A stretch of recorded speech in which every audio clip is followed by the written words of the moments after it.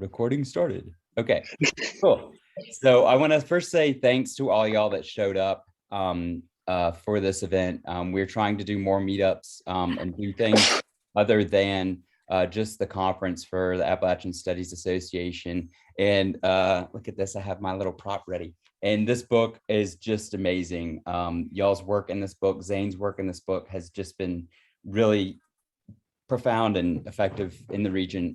And you know, I'm very impressed with a lot of it. And I think it's a book that needed to be written and is doing a lot of good work and a good queer work in the region too. So I just want to first off, thank each of you for your work there and for the work that you do for the region and for queer voices everywhere, to be quite honest.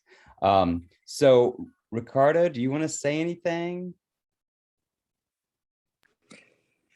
I just want to thank everybody for your leadership and for continuing to support the programming of the Appalachian Studies Association. And hopefully we'll continue to improve our services to the membership, and we'll continue to improve on the organization's operations. So I'm just gonna sit back and listen in. And I'm going to do the same. And I do also want to say it's June 20th. So happy Pride to everyone. Yay. And again, we know that Pride started with the riot. So yeah, that's important to keep in mind as well too. So I'm also going to sort of fade in the distance, take my camera off and let Maxwell sort of conduct the reading. We'll have 5 readers. And then we can do some questions, and Maxwell, you can take it on over. We're supposed to go to 8:30. We can go to 8:30, but we can end earlier too. So it's just up to y'all. Okay. All right. Thank you, Travis. All right. Hello, everybody. So I am not Zane McNeill, the editor and compiler of this wonderful book. Zane is stuck in an airport and has asked me to facilitate things while we also go and read. So solidarity for Zane, stuck in an airport. But thank you all so much for coming. As I'm sure you all know, this is the reading of Yall Means All, which is a book that came out earlier this year, published by PM Press, edited by Zane McNeill. And yeah, and we have a lot of collaborators in it talking about their experiences with queerness, their experiences with Appalachia, and all the places in between. So I'm thinking we can just go through all of the readers we have today and just introduce ourselves first, and then we can go through and do some reading. So I'll go first. My name is Maxwell Cloe. I am originally from Richmond, Virginia, where I currently am still. And my chapter is called Myths and Electricity. And we'll get into a little bit more later about the background of how that came together. And yeah, I do research on queer Appalachian art, archives, activism, and the different ways that those intertwine. And whoever wants to come next, whoever wants to speak next can just pipe up whenever they're ready. Hi, I'm Julie Ray Powers. I have a chapter in here called Queer in the Holler, Appalachian Image Making. I am an independent scholar and photographer, originally from West Virginia, but coming to you from Brooklyn presently.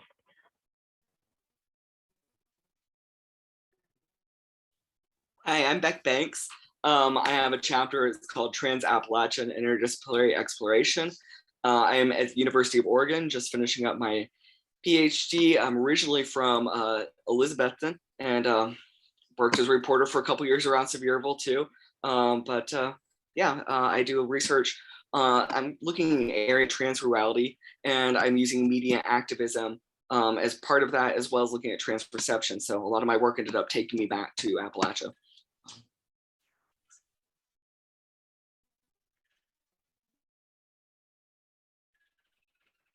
Hi, my name is Brent Watts, and my chapter is called Man, the Moth, the Legend, the Role and Function of Folklore in Queer Appalachian Social Media Communities.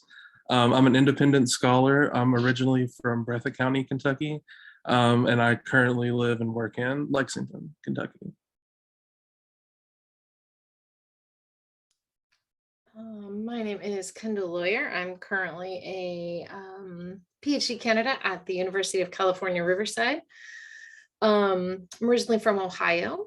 I currently reside in Southern Maryland, As we were talking when people were coming in, it's been a bit of a situation with the heat. But my chapter is called Performing the Queer Corpo Rural in Plant Time. And I'm a dancer, dance maker, dramaturg, creative writer. I dabble in all kinds of arty things, and I'm stoked to be here with you. Thank you so much. Welcome, everybody. So I'm thinking for the reading, we can probably just go down as we appear in the table of contents. So that would go Beck, then Julie Ray, then I believe Kendall, and then myself, and Brent will finish us up.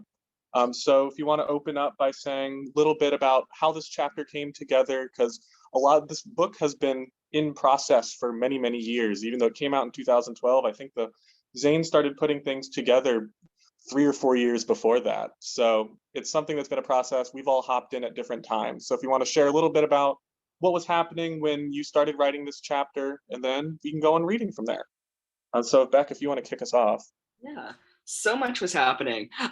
So I got involved in this project because I was doing an ethnography, Central Appalachia, and working with people who are trans and media producers. And some of those people, well, a couple people, were Queer Appalachia. So they were involved in this originally, and I was trying to figure out ways that I could collaborate with them to get to know them better. And they offered that I work on their chapters with them. And clearly things went sideways there. Then I continued to help out. Those chapters got removed. I helped copy edit the book. I was really excited about what Zane was doing here. And then kind of like last minute, Zane asked if there were more things. And I was like, I have this piece that I've written. It was really a response for my comprehensive exams, my qualifying exams. And I needed to put Appalachia in conversation with transness in the United States. So it's interesting reading this now because so much of my dissertation is like built just tremendously off of this. But I'll read the little section about media attention because I was putting the two in conversation here. As I write this, it's November 2020. The film adaptation of the memoir Hillbilly Elegy, A Family and Culture in Crisis, premieres on Netflix this month.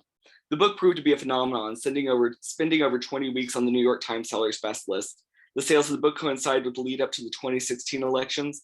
As was stated by the press, Trump's win was due to Trump Country, an election nickname for Central Appalachia. The region experienced one of its resurgences in the American cultural and media landscape. The author, J.D. Vance, never lived in Appalachia, nor did his parents. His grandparents resided in eastern Kentucky until their teens. Vance makes an outsider's claim to the region, writing a pulled up by the bootstraps memoir about escaping Appalachia's inherited violence and its poverty. It's gross and exploitive and profoundly in line with the Appalachian stereotypes. Roll back to the 1960s. With Lyndon B. Johnson's War on Poverty, Appalachia was as prominent in the news as it was on primetime television. That focused on Appalachia. The Beverly Hillbillies was one of the decade's top-rated shows, with the Andy Griffith Show, The Waltons, and Hee Haw not far behind. Tangentially related shows like The Rules, Set, Green Acres, and Lassie performed too. As American Studies scholar George Lipsitz notes, there was a nostalgia for rural life as the US began to become increasingly urbanized. The capturing of these cultures on the small screen is referred to as an imperialistic measure. This was one more way to claim territory in the United States and tame a land too often portrayed as wild. The focus, as can be seen in the aforementioned examples, was quite white as well. While the civil rights movement was gaining momentum, it was simply racist that television focused on poor white people. As historian Anthony Harkins points out, it is a way to erase Black people and the nation's role in their marginalization. The same can be said for the war against poverty, which focused on Appalachia instead of places with higher numbers of Black people. That isn't to dismiss the people of color in Appalachia, though those stories are rarely told. As Appalachian studies scholar Elizabeth Keck points out, Appalachian people of color are erased time and time again. When the coal mining industry was booming, she found that depending on the place, the mines employed between 20 to 50% Black men. The influx of Mexican and South American immigrants to the region in the 2000s never makes that Appalachian narrative either. These are not stories that get told when the media speaks of Appalachia. Instead, television's hillbilly portrayals were often childlike and white, as media scholar Horace Newcomb points out. The Beverly Hillbillies, Clampett's family, never adapted to their home of Beverly Hills. They wore ragged clothes, cooked the same possum food as before, and cracked Confederacy jokes in their mansion. They are perceived as not deserving their money because they didn't know what to do with it. while Andy Griffith was not childlike because he's a sheriff. The side characters like Gomer Pyle and Barney Miller were. These tropes exist within Hillbilly Betrayals as one more way to show their difference. Newcomb knows the binary in this representation. Appalachia is the other. People outside of it can feel better about themselves because they aren't from there. That same trope resurfaced in the 2016 Trump election when the region was dubbed Trump country in the news coverage. It is similar to travel magazine writing about the region in the late 1800s. It is objectified, it's all another kind of human. Speaking of which, transgender people have experienced this treatment too. In 2014, Laverne Cox graced Time magazine's cover in an issue dubbed The Transgender Tipping Point. The magazine itself is often cited as a tipping point in the transgender recognition too, at least in contemporary times. It should go without saying, trans people have always existed. Much like Appalachia, trans people also get rediscovered in the press. They have a history of being over-medicalized and two-dimensional. This reductive portrayal echoes the portrayal of Appalachia. Within American mass media and international news, Christine Jorgensen was making headlines in the 1950s after seeking a medical transition in Denmark. She spent the rest of her career speaking on late night shows and doing the lecture circuit. Tennis star Renee Richards made news for petitioning and getting to play women's tennis in the 1970s. Stories about transgender people appear for a while and float back out of the American consciousness. If not for Caitlyn Jenner, perhaps attention to transgender issues would have waned amongst the public. In 2015, Jenner came out as transgender in an article with a front page picture on Vanity Fair. This public relations tactic made major waves. Laverne Cox and Janet prominent trans color and activists were eclipsed. More attention was paid to Jenner by the mainstream press for a considerable amount of time. While there are benefits to trans visibility, there's also a trap within it. With it, violence towards trans women of color have increased. Jenner, whose politics are in line with MAGA, proved to be a trans spokesperson for cisgender people only, those whose genders align with the assigned sex at birth. I might also ask what venture capitalist and memoirist J.D. Vance did for Appalachia. Both Jenner and Vance purported to represent a group of people, but did little to nothing to benefit those populations. Profiteers exist everywhere. All right. Thank you, Kendall. Awesome. Thank you, Beck. You're welcome. Does anybody have any questions? Is this a good time to do it, or should we save that to the end, Max? We can have some questions afterwards, and I was also imagining larger Q&A at the end. Okay. So, up to you. If not, we can always hold them out till the end. Yeah. Does anybody have any questions at this point?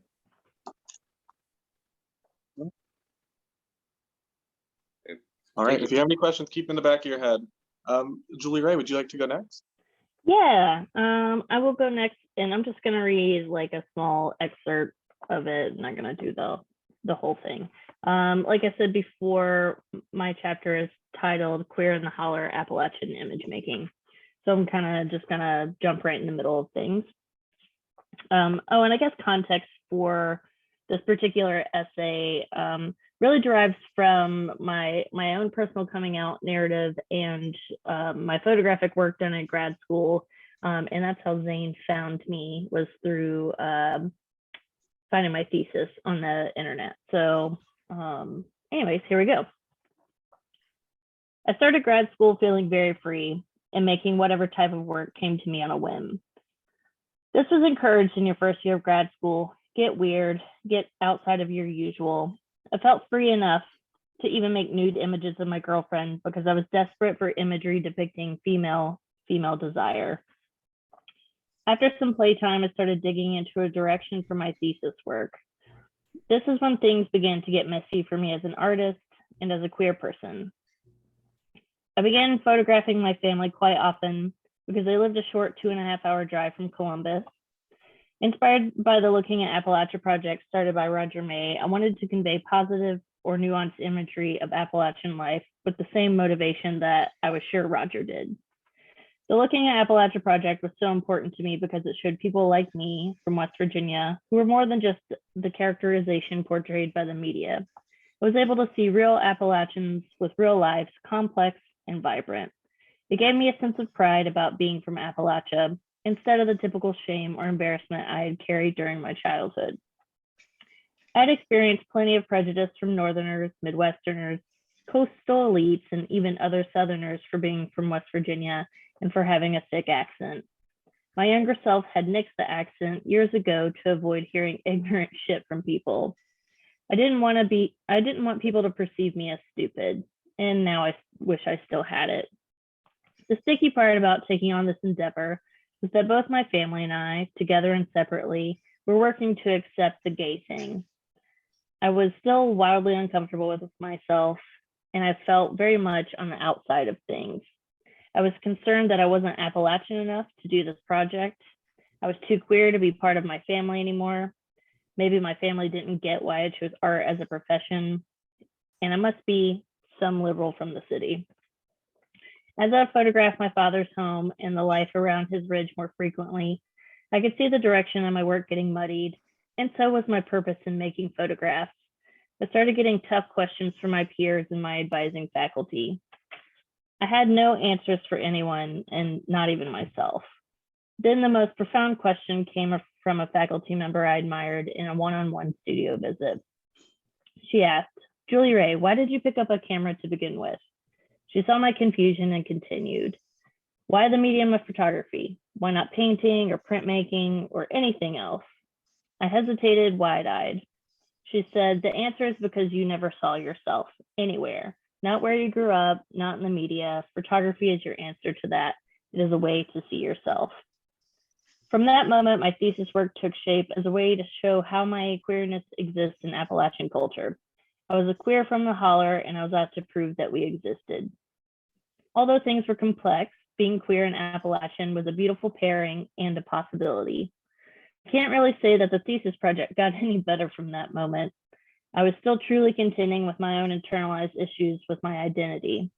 It was so important for me to create this media for myself because no depictions of queer folks in Appalachia really existed on TV or in the archives.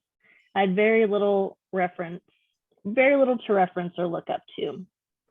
At the end of 3 years, I closed my MFA with a thesis exhibition titled Queer in the Holler. I was content with what I presented, but not fully satisfied.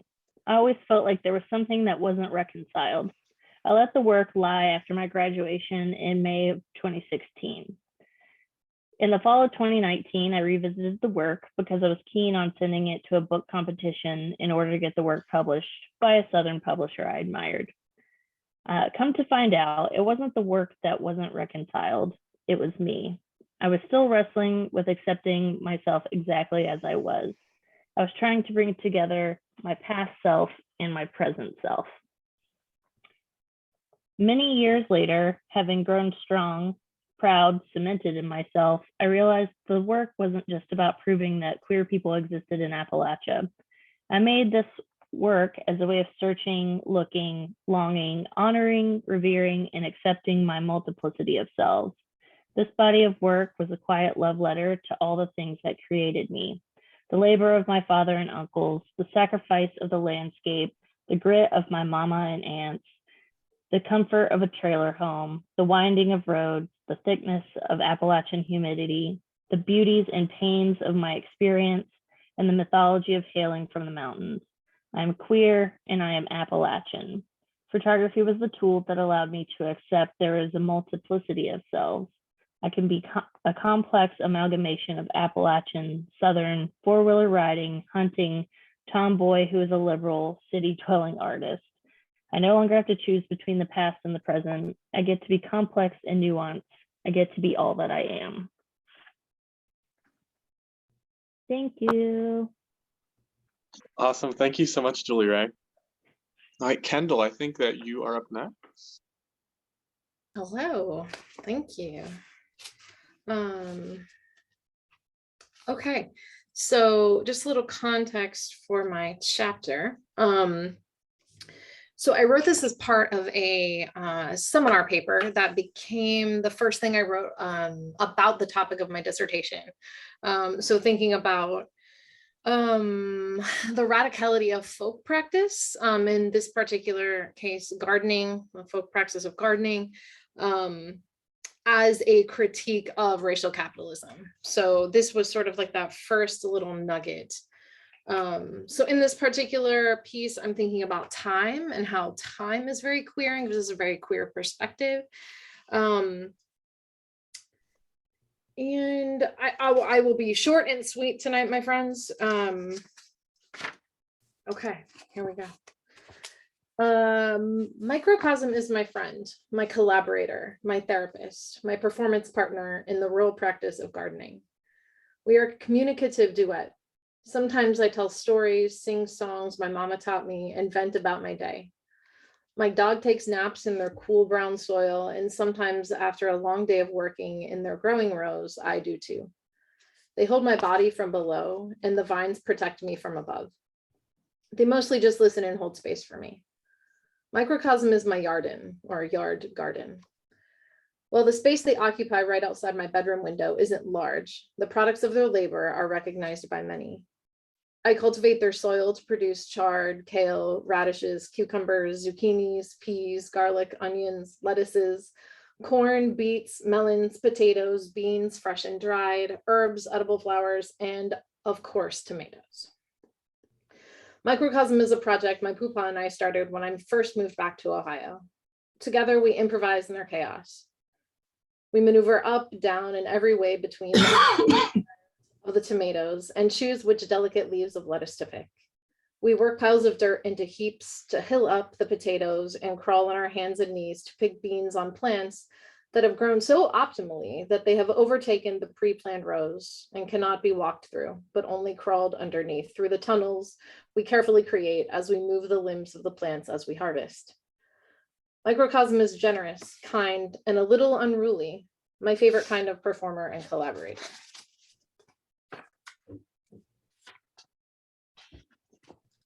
Let's start with the direct sow additions to the garden. Step 1, starting the spring crops. Those that grow in cooler temperatures, or bulbs are planted in the fall and grow as soon as it becomes warm enough for harvesting in the spring. Radishes, kale, spinach, chard, and peas mostly. Microcosm's crops get rotated to a new location in the 25 by 50 foot space every year. Once the location is decided, there's a very specific way of planting. Poopa uses a repurposed kite string to mark off straight rows in the garden. We've used this tool for as long as I can remember. It's a 2-person job, but can be done solo, as the side unattached to the spool has a wooden stake attached to it. Imagine one side staked into the ground, and all you do is release the spool as you walk back down the row, letting the string out as you go. You simply secure the spool on the other side of the row head and make sure it's straight enough for your liking. Poopa, a trained carpenter and woodworker, prefers a certain exactitude in his work. Step 2, make a very shallow row in the soil, usually with your finger. Start on one end of the row, following the kite string. Gently move away from the soil with your finger, just like you're gently petting the head of a tiny little kitten. The slight divot in the ground should only be about an inch or so deep. You get cool farmer points if you get dirt under your fingernails. It helps if you straddle the row you are marking. This begins to mark the space where the walking paths will be. Your knees will squish down the soil enough to indicate this. You follow this process all the way down the row. Then you must add the seeds to the earth. You must know how far away the seeds need to be planted from each other within the rows and across the rows. Usually an inch or 2 is ideal unless you're planting things like cucumbers, squash, gourds, and pumpkins.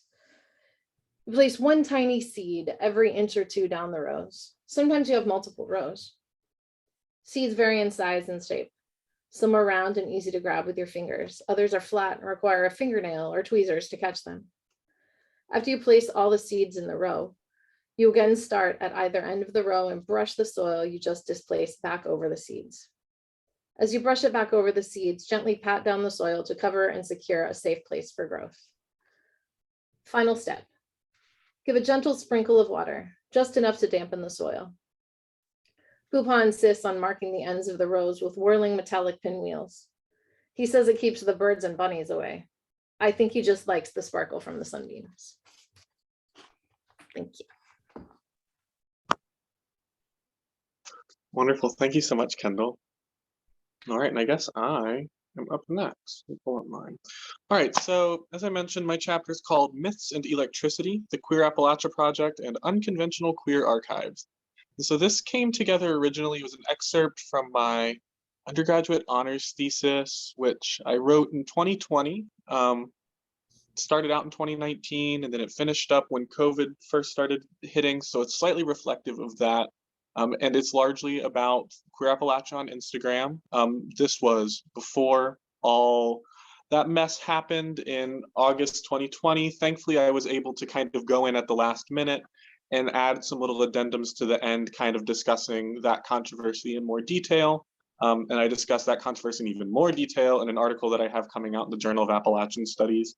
And yeah, so the chapter is about archives, it's about social media, and it's about those ways that those intertwine. I won't get too into the weeds with some of the archival stuff, so I'll just read you a couple paragraphs from the introduction, a little bit from the middle talking about archives, and yeah. Appalachia is a region of myths. For decades, Appalachia has existed in the national imagination as an almost alien wasteland. The mere mention of the mountains conjures images of toothless hillbillies and dusty coal miners tragically fighting for survival in a landscape that is wildly uninhabitable for anyone daring to enter.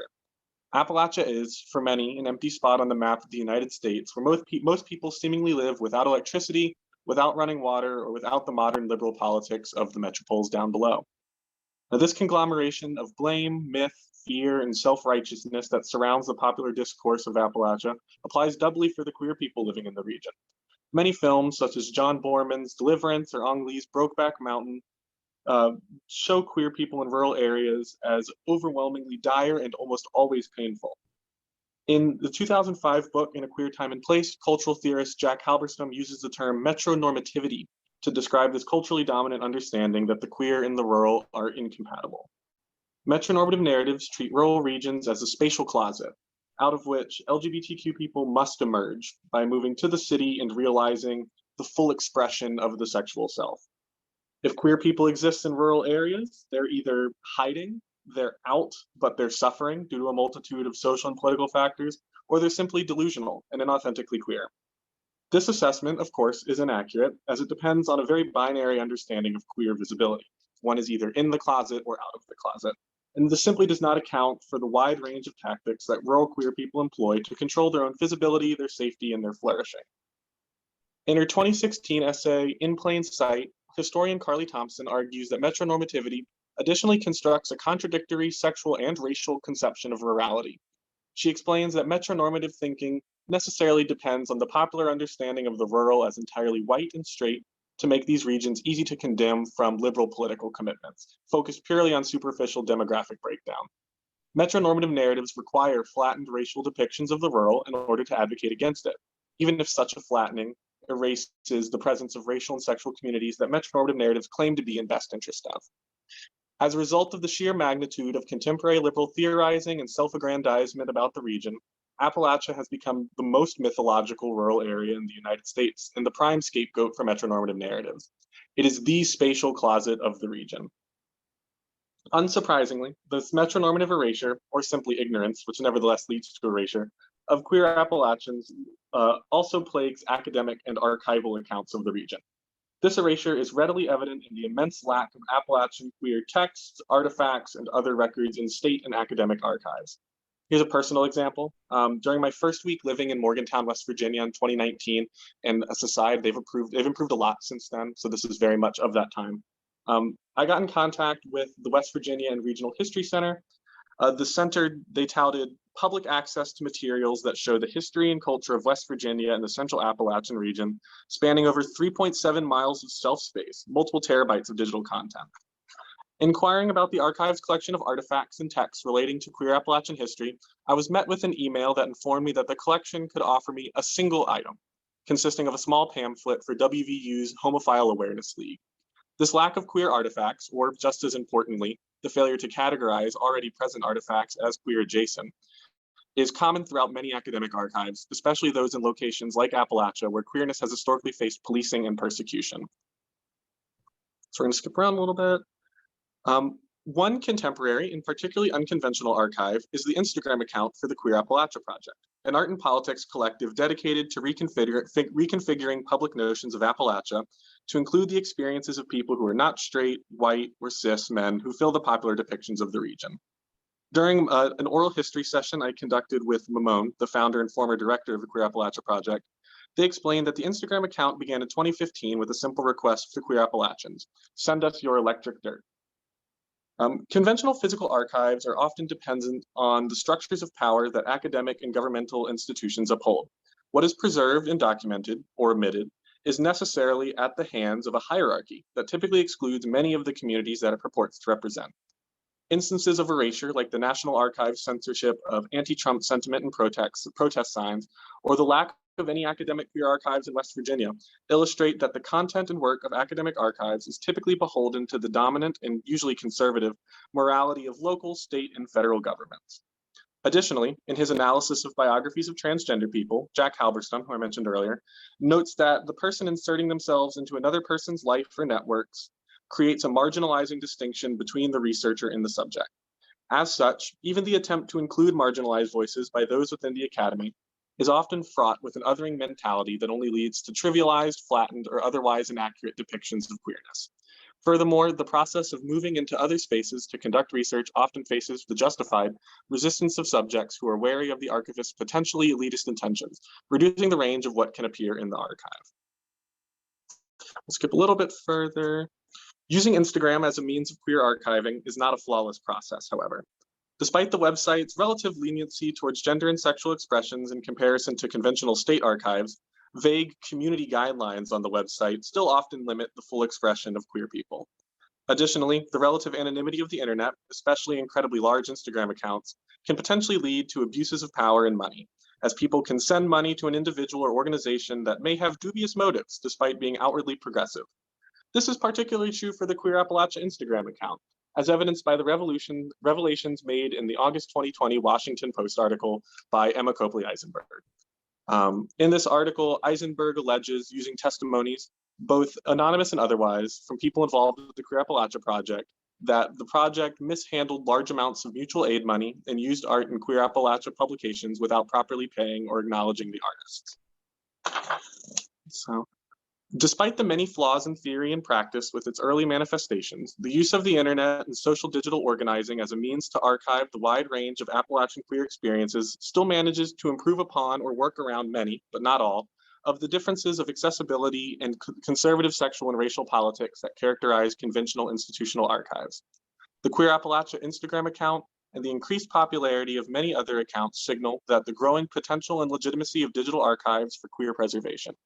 Future groups, queer or otherwise, looking to create a non-hierarchical, borderless archive can look to Queer Appalachia and their failures to model upon how to grow and to expand.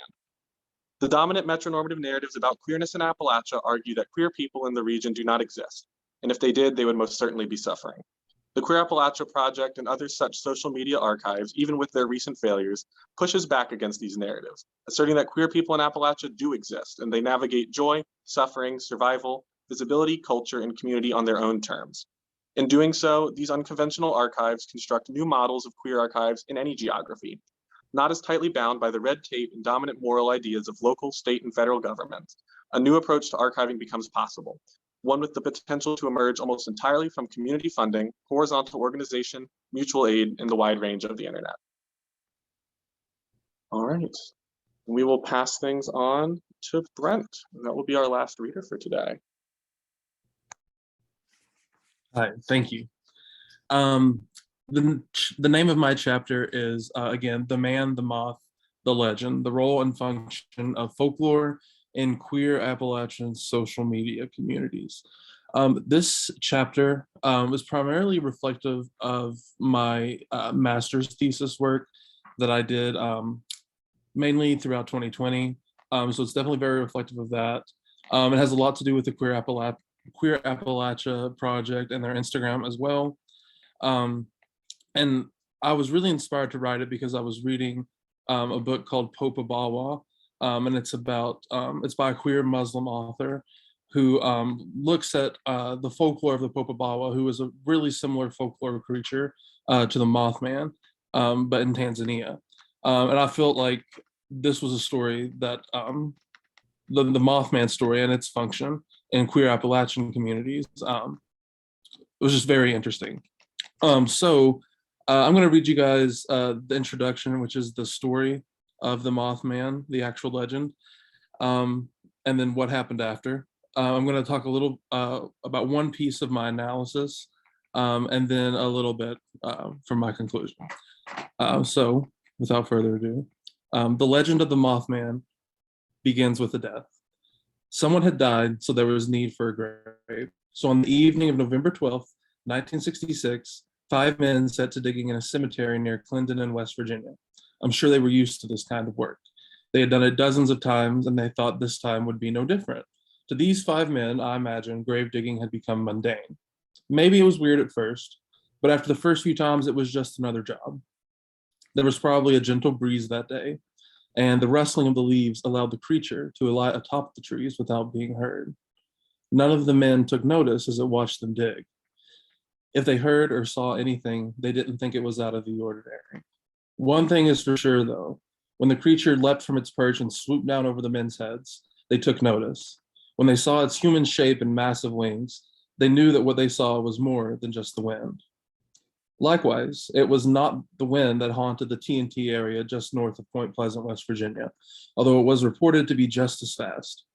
Once the site of a manufacturing plant and government storage facility for explosive materials, the TNT area is a forested 8,000 acres populated by a number of now abandoned earthen bunkers designed to minimize the level of destruction should their contents decide to explode. Some say the creature hoped to avoid humans, and that's why it's decided to call the TNT area its home. Whether or not this is true, that's certainly where the creature was when 2 teenage couples came upon it devouring a German Shepherd on the side of the road while out for a drive. Under the headlights of their car, they saw it. A large flying man with 10-foot wings whose eyes glowed red. Through its stoplight red eyes, it saw them as well. Easily matching the top speed of the car, it took flight as it pursued the vehicle through the TNT area. Somehow, the teenagers managed to escape, but over the course of the next 13 months, more people reported similar experiences.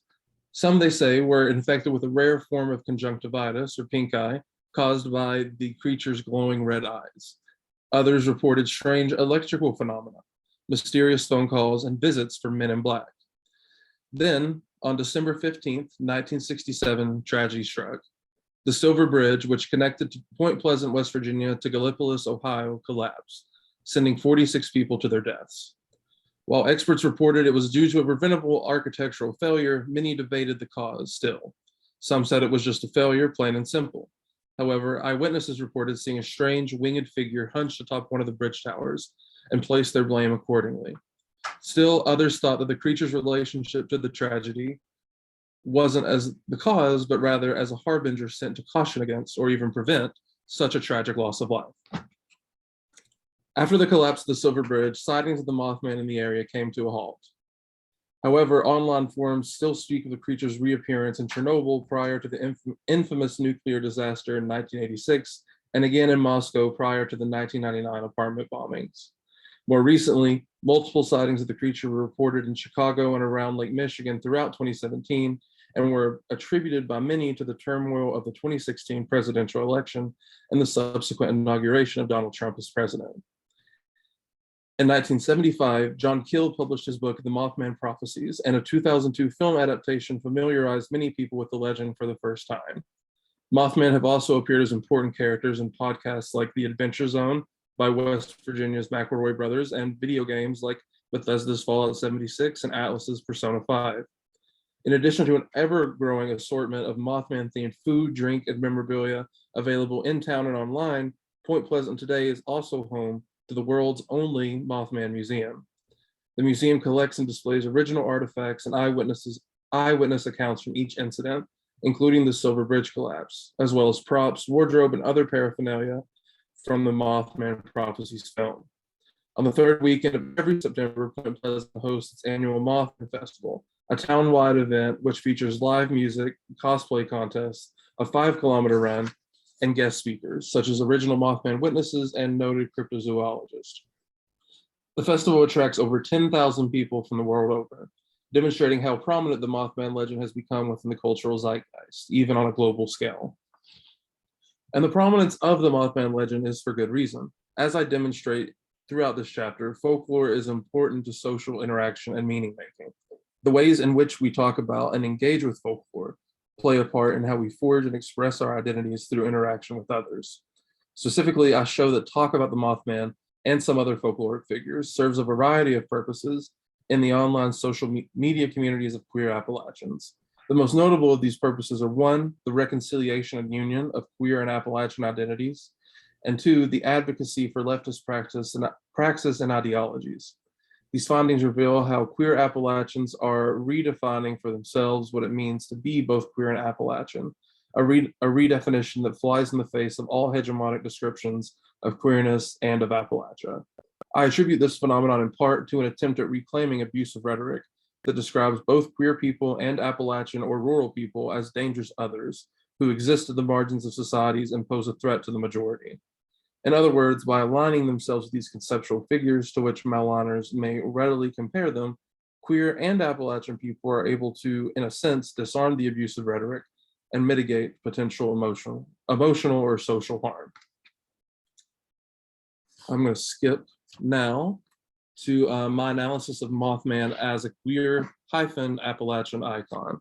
And here is the picture that I'll be talking about. It's blurry. Well, yeah, I'll describe it though.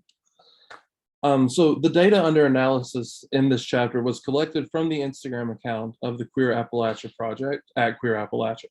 According to their official website, Queer Appalachia is a memorial project for the late Bryn Kelly, a trans woman writer, artist, activist, and self-proclaimed granny bitch.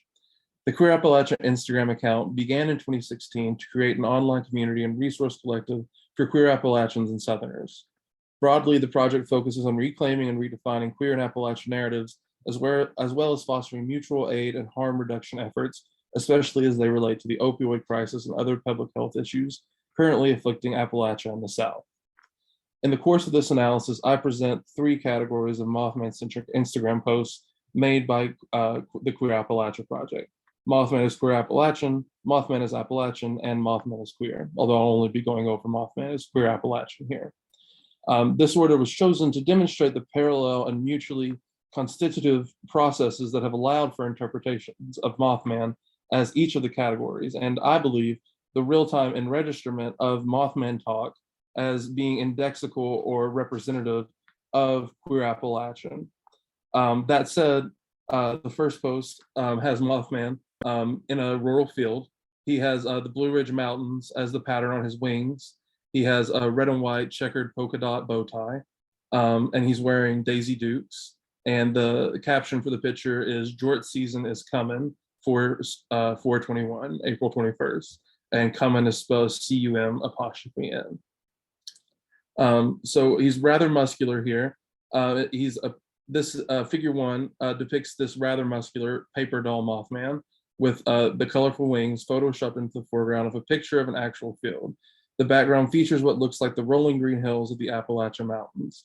The accompanying comment from Queer Appalachia is hashtag "Jort season is coming" and hashtag Blue Ridge Mountain, hashtag Mothman is feeling it, hashtag show us your jorts collaboration. Mothman wears denim cutoff shorts or jorts, the plaid bow tie, nothing else. Alone, each of these facts may seem rather insignificant. However, taken in conjunction with the context shared between the author and the imagined audience, in this case, Queer Appalachia and queer Appalachians, these facts constitute a larger discourse about ruralness, queerness, Appalachianness, and the Mothman that to the uninformed viewer is not so informative, but to the informed viewer is immensely informative. Take, for example, the Blue Ridge Mountain wings. Should they miss the hashtag Blue Ridge Mountain hashtag, the average Instagram user may only register the wings as a gradient of color, not a mountain range. However, a user with the shared context assumed by Queer Appalachia, taking into consideration the other facts about the picture, is likely to know that the wings depict the Blue Ridge Mountains. Furthermore, the user whose shared context includes the cultural and geographical importance of the Blue Ridge Mountains and mountains in general to Appalachia can interpret the wings design as an indexical sign that points to Appalachia and Appalachianness and rural, among other potential meanings. This indexical relationship is strengthened by the indexical signs of the overgrown field, the mountains in the background, which both point towards ruralness, and in turn Appalachianness due to its rural associations. The indexical relationship between this image and Appalachia is strengthened even further by Mothman's attire. For one, the jorts call to mind the image of Daisy Duke from TV's The Dukes of Hazzard and the original poster girl for Denim Cutoffs. Through indexical association with the Dukes of Hazzard, the meanings of rural and southern are also communicated. Likewise, the plaid pattern on the bow tie evokes the image of country and western wear and points towards southernness, ruralness, and countryness. However, both the jorts and the bow tie also index, both directly and indirectly, queerness. After all, Mothman is presumably a man. His drawn anatomy here, no doubt modeled after the equally muscular statue in Point Pleasant, also seems to confirm this. Therefore, this places Mothman in the realm of gendered things.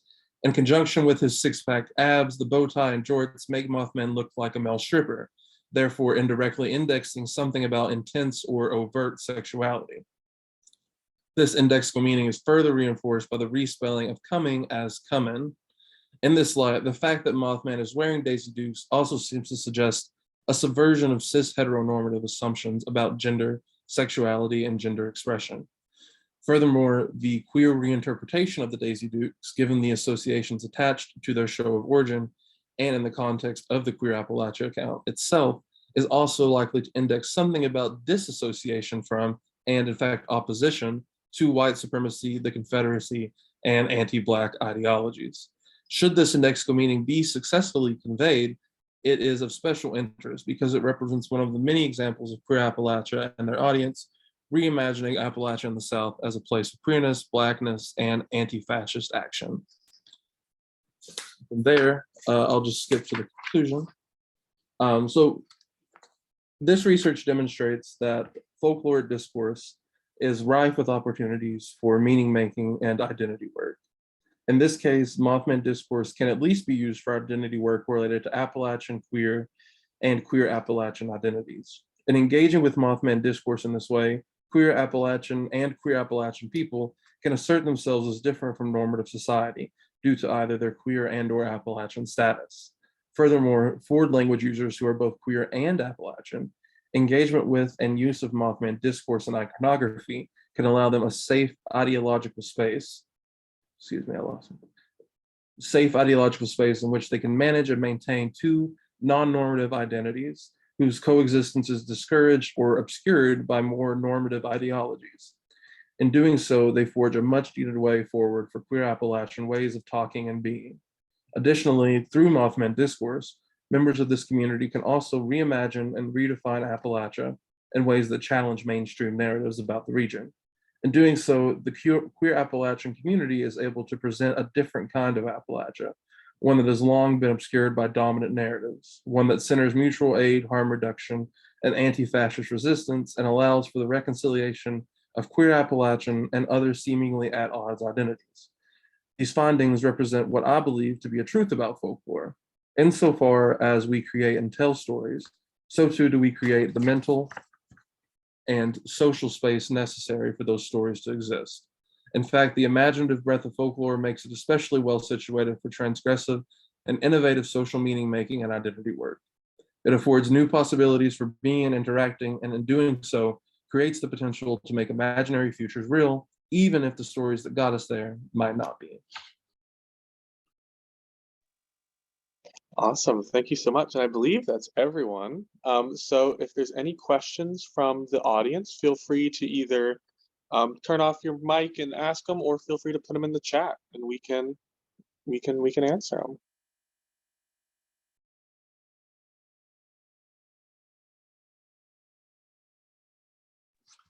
I have one. What was the experience like for people working on this? Was there like some unexpected things that came out of this for the panel members? I got to meet some really cool people. That's been great. Like, get to read with you guys, and I met a bunch of everyone at App Studies and just kind of found a queer Appalachian community that I didn't really have before. So that's been awesome. I've liked getting to know more of the people as this has been going along, like, you know, after the publishing, getting looped in. So I think for me, it definitely allowed me to look at my work and research into folklore in Appalachia and in queer communities in Appalachia and how there's a lot of like inroads into that, and it can be beneficial for not just linguists, which is where I come from, or folklorists. So that was, I was happy for that.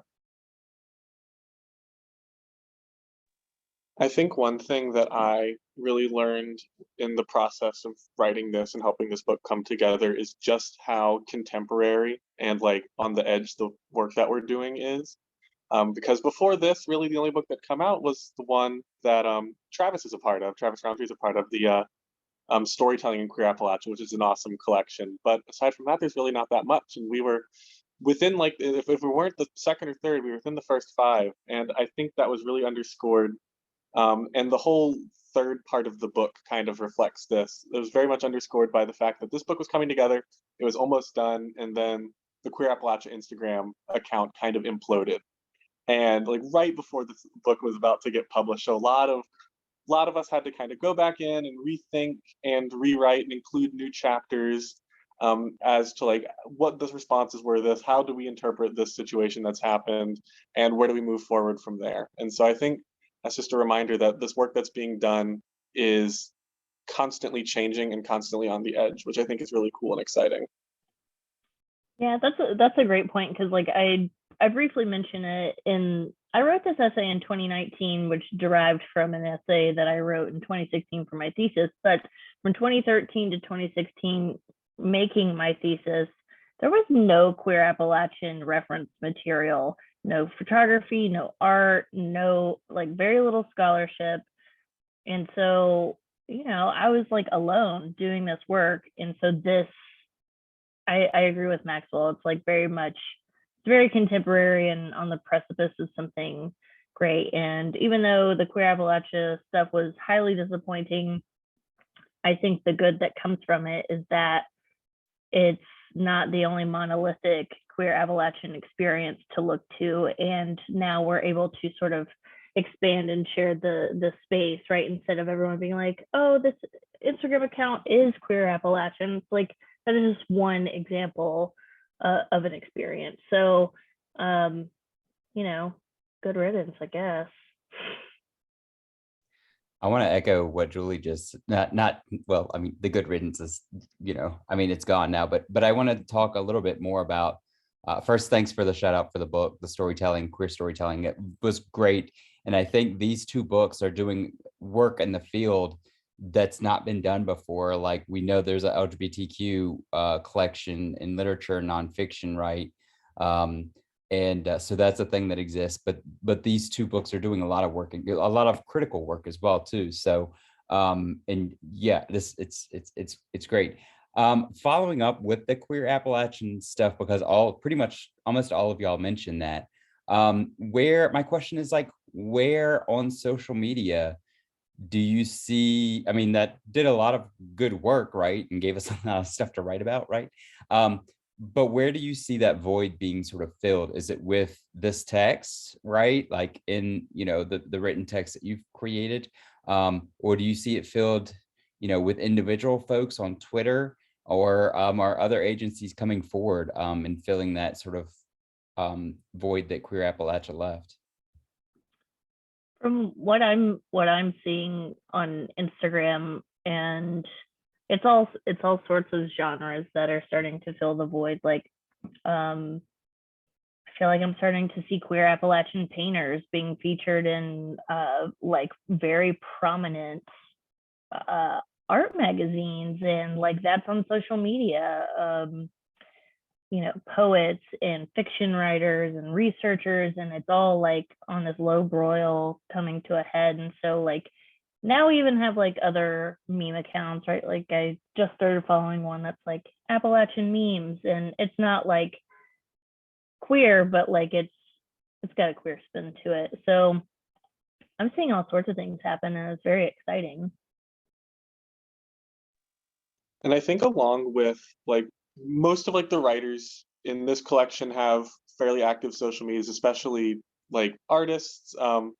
And I think outside of social media, like every single person that's involved in this has like other cool projects that are happening, whether that be getting a degree or working on some other writing. I think something that's really exciting that's cropping up is the series that's been announced for the University of Kentucky Press, looking at Black, queer, Indigenous, Appalachian voices, and all the different book projects that are coming out of that. I know Julie Ray has a book that's coming out in a little bit about queer Appalachian photography.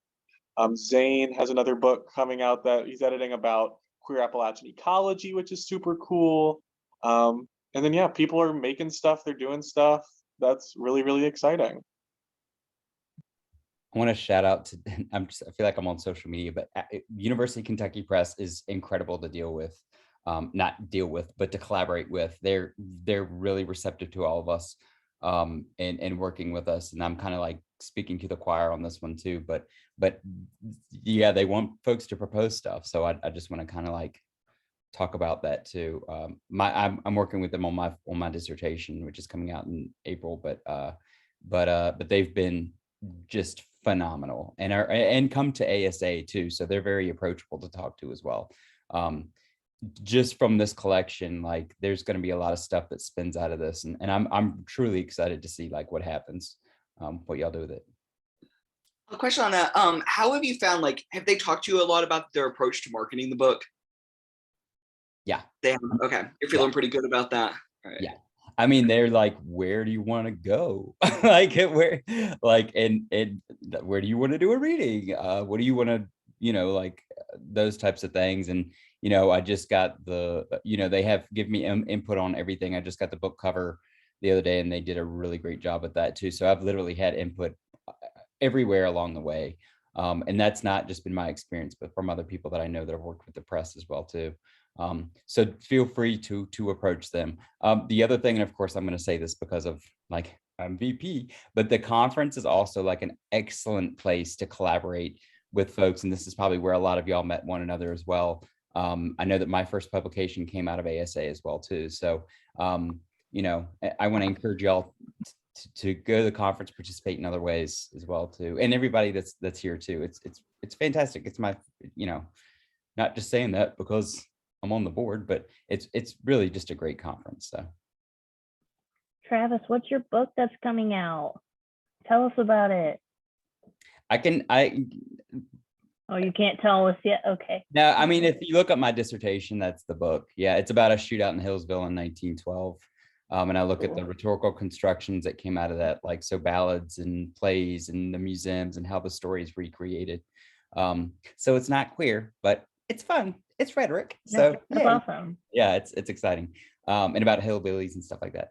But yeah, no, to bring it back to this too, like I loved like what all of y'all said. And I'm curious too about Mothman too, because I really like these figures. And so Brent, I love, like I was thinking about as you were reading that and we were in West Virginia and all those types of things. What do you make of the because wasn't it the Babadook and the clown from It? Didn't they have some sort of queer romance? Did you know about this? It was like a sort of meme thing that came out. So, yeah. The paper that I actually, my thesis was based on the paper I wrote for a class, and that was like a large part of it, like nice. How the Babadook and like how these monsters like came to be like these queer icons. And so it shows that it's not just happening in Appalachia. It's kind of this like syncretized thing. Yes. Yeah. That's amazing. Yeah. Cool. One more and then I'm going to shut up and let other people ask questions. Maxwell, like I know I'm all about like the archive stuff. How would you say that the idea of an archive, a queer archive, an Appalachian queer archive has changed not only since the ending of Queer Appalachia, but since the pandemic too? Where do you see that like playing out? And now I'm going to shut up and let other people ask questions. That's a really good question. And so one of the things I talk about in my chapter is this idea of an archive of feelings, right? So queer archives very often aren't a lot of physical objects. This was the term archive of feelings was coined by a woman named Anne Shvetkovich, who was writing specifically about AIDS epidemic, so 80s, 90s, and especially then, a lot of queer history, a lot of queer artifacts were very ephemeral. And there wasn't really anything too concrete. So the things that queer archives are archiving aren't just these physical objects. They're not just pictures, they're not just books, they're not just other things. They're these emotions and these stories that are attached to everything, which I think is what was so interesting about this Instagram account, is that there wasn't just the image that was on the Instagram account or the caption. There were also the comments, there were the tags, there were all these other different aspects that were bringing in these feelings and these stories from all these other different people that were interacting with this archival space. And now that that's gone, it's kind of tricky, because in one way it's good that there's not like this one central hub anymore, because when you have one central narrative, it starts to take over, as we saw, and that opens up a mess. But on the other end, it's kind of sad because there's this gap that's opened up that, for better or worse, is being refilled in all these different ways. And I think what we mentioned earlier, there's all these different projects, there's all these different Instagram accounts for individual artists, individual people that are providing this sort of network in a really interesting way. I'll also do a little bit of shameless self-plugging. I have a digital archive that I kind of maintain. It's called the Wildcrafting Our Queerness Project. So if you Google Wildcrafting Our Queerness Project, it should pop up, where I conduct oral histories with different queer artists throughout the region. And I post them on this website where you can look at the work of art, and then you can listen to how the artists are describing it. And so I think that's sort of interesting, and that's one aspect that the archive is moving in. And I also think, yeah, all these books. One book that I didn't mention that I'm obsessed with that came out earlier this year is Another Appalachia by Nima Avashia, which is so good. It's a collection of essays that are a memoir of Nima Avashia, who is a queer Indian woman from West Virginia. And she writes about her experiences in the region growing up queer and Indian. And it's absolutely incredible. And I definitely recommend checking that out. But yeah, so that Queer Appalachia Central Hub is gone, but I'm starting to see a lot of these interactions crop up kind of authentically, really excitingly, between these book projects and the just sort of genuine natural interactions that happen on social media. And I'm excited to see where it's going to continue going.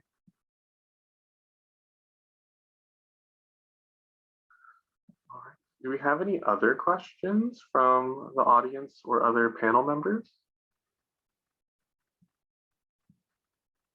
Queer Appalachian. I am not a queer Appalachian, so I'll let the others answer this. What's y'all's favorite part or parts about being queer Appalachian? Does anyone else want to answer this first? I can speak a little on it. I mean, for me, it's just kind of freeing, I guess, like when you realize, like, I don't know, like the history of it and what it means and how you really get to craft your own path forward in life. And I feel like that's something, you know, the cis heteronormativity kind of usually prevents others from doing, maybe. But that's just my take on it. I think I'm gonna like borrow that too. Like there's a sense of freedom that I get with being a queer Appalachian, in that like queerness is freeing from a cis heteronormative narrative, but then also Appalachia is kind of like, y'all don't tell me what to do sort of thing. And when you put those two together, it feels really strong. And someone recently, they were like, so when did you start thinking of yourself as a rebel? And I was like, I'm a what? Like, you know, just the sort of like general caring of oneself apparently makes you a rebel, which is really weird. But yeah, I think those are my favorite things. And then something I've been thinking about a lot, and it's kind of been talked about, is like Appalachia isn't like really like a border state, you know, and it's kind of ambiguous and amoeba and like kind of shifts, and like, is this county Appalachia? Is it not? And all this stuff. And like, there's lots of debates about it, but I think that's beautiful because it can't really be defined in a hard and fast way, in which, to me, my understanding of queerness is that it can't be defined in a hard and fast way either. So I like the marriage of those two things, that you can kind of be Appalachian or be queer or whatever, very much on your own terms. And I think that's really cool. I'll jump in here. The book talk at Red Emma's in Baltimore. God, was that? Oh, it was Saturday. I was like, wait, what's today? And someone asked me to define what like queer Appalachianness was. And I was like, and I think I'd like stumbled around and like rambled and and I think what Julie Ray is saying, like, it's not really definable. But for me, the cool part about it is that it's something that it's very like multi-sensorial for me. It's something I feel, it's like something I can see, it's something I can taste. Like it's all of these very sensorial things. And another cool thing is that like y'all get that. And like that feels like such a cool way to connect with someone that's so specific. So for me, it's about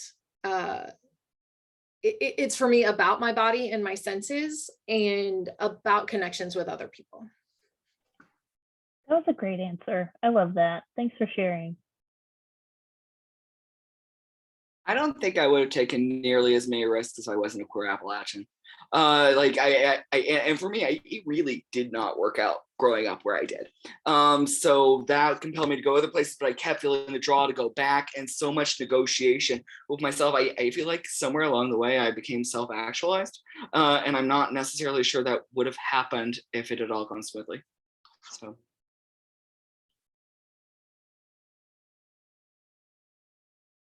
Awesome. Looks like there's another question in the chat asking how we can get in touch with us further. So if we want to like put our like Instagrams or like emails in the chat, that'd probably be helpful for folks. Yeah, I'll drop my information here in the chat, and whoever wants to email or get in touch can.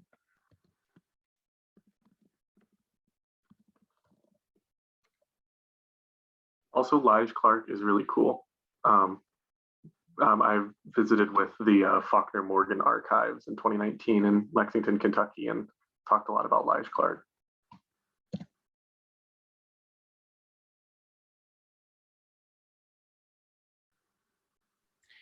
Yeah, I also want to say, as a queer Appalachian too, it's reaffirming to see all of this scholarship, because when I first came into this organization, there was not much. There was like Jeff Mann's book, and like that was kind of it. So the work that's being done, again, I know I'm just like, yay, a cheerleader for y'all the whole time here, but I'm just, this is truly exciting about what's going on in the field, in the region, and in the scholarship, and to be quite honest, in the like sort of culture as a whole, you know, in these social media accounts and just out there. So again, like it's really kind of great. So just kind of to back that up as well too, and give some history behind that. So it's very cool. And thank y'all again for like doing this work. Like it's critically important for not only us, but for those who are coming up and reading this, knowing that it exists. Thank you for holding this space. This is very nice too. Yeah, this was awesome. I'm so grateful to be here. Anytime. Again, like we're going to do another one probably in a couple of weeks. And I know it's summertime and everybody, especially academics, are like cast to the wind. I'm traveling constantly too. So so just, you know, in addition, like if you want anything else, let me know. Like we want to create more spaces, not just at the conference, but in places like this, and even maybe digital spaces as well too. So if y'all have ideas, let me know and let's make stuff happen. So yeah, that's how conversations like this happen, and how, you know, scholarship happens as well. Well, thank you, everyone. Are there any more questions before we head out for the evening? No, and if there's any additional questions, you can reach out to us. Thank you all so much for coming and talking today. And thank you for everyone who came and attended. I hope you have a wonderful rest of your evening. Yeah, thanks guys. Thank you, Have a good everyone. one. I'm going to stop the recording. Thanks.